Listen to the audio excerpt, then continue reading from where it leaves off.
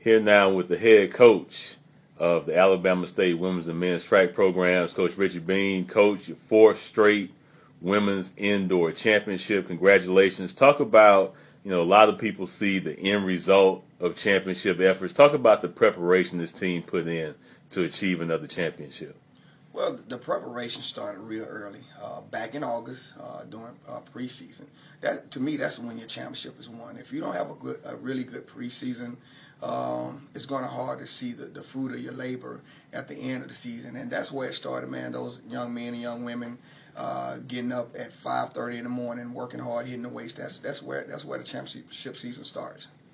Talk about the performance of the men. We talked throughout the championship about you weren't deep in numbers, but the young men that you had gave it their all and rallied for a fifth place finish.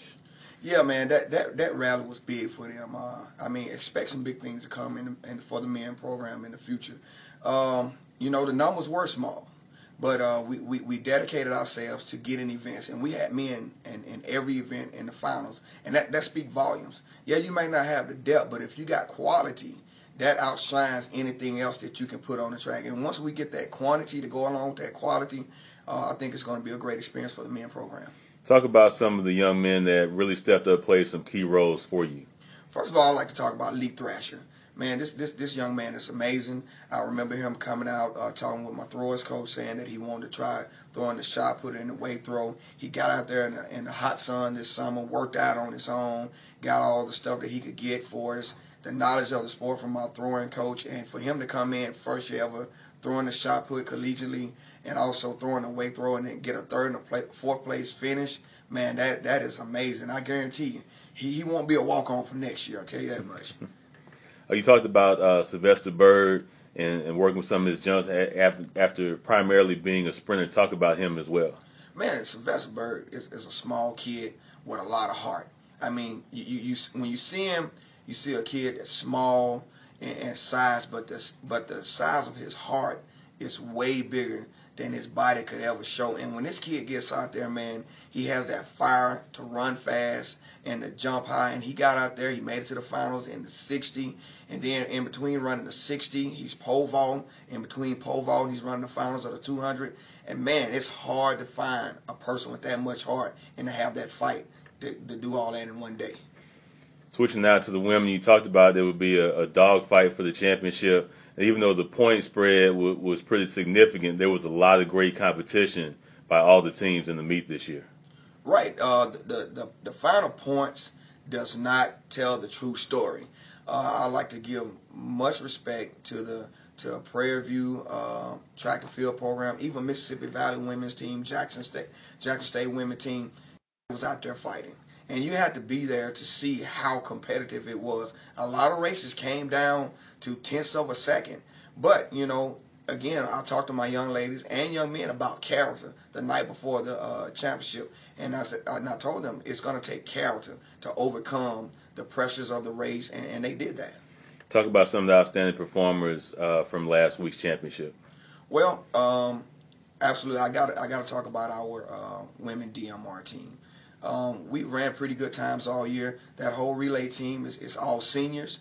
And I told the ladies, I'm going to stick with you guys on this relay and to go out and win it. And about 2 laps left to go. And I knew it was up to break the record. And I kind of just started pushing Courtney to pick her speed up. And we were able to come out with breaking the SWAC record. Janelle Terrell, who is a sophomore, man, I'm truly impressed with what she's done. She's overcome a lot of obstacles in her personal life to get out there and to be the most valuable performer. I'll take my hat off to her. I'm extremely proud and excited about her. Tia Rowe, that name by itself, enough said. I mean, a double champion in the 60, won the 200. I mean, she really stretched it out there in the 200. The 60 came down to the last step, and she was able to pull that off. That women 4x4 breaking the SWAC record, when I tell you, it came down to the wire. There were probably about 3 lead changes during that race, and it came down to who won it the most. And, man, for our ladies to do that, to break a record and to win it, man, I mean, it's totally awesome. Our throwers, Coach Printer Leach did a great job with them. Our senior coming back, after a torn ACL last year. Shenavia Bryant, she did a great job. My freshman throwers got in and backed her up with the throws and scoring big points for us. And the pole vaulters, man, my heart and my hat is off to those ladies. 2 first-time vaulters for us to go first and third was remarkable, and I was definitely excited about them. Obviously, one of the highlights of all track meets is the mile relay, and in particular, if you would talk about the third and fourth leg and the excitement that brought not only to you but to the team, the young ladies that were competing in those last 2 legs of that championship race. Man, I put it in the hands of seniors, and they got it done for us. We knew it was going to be tough.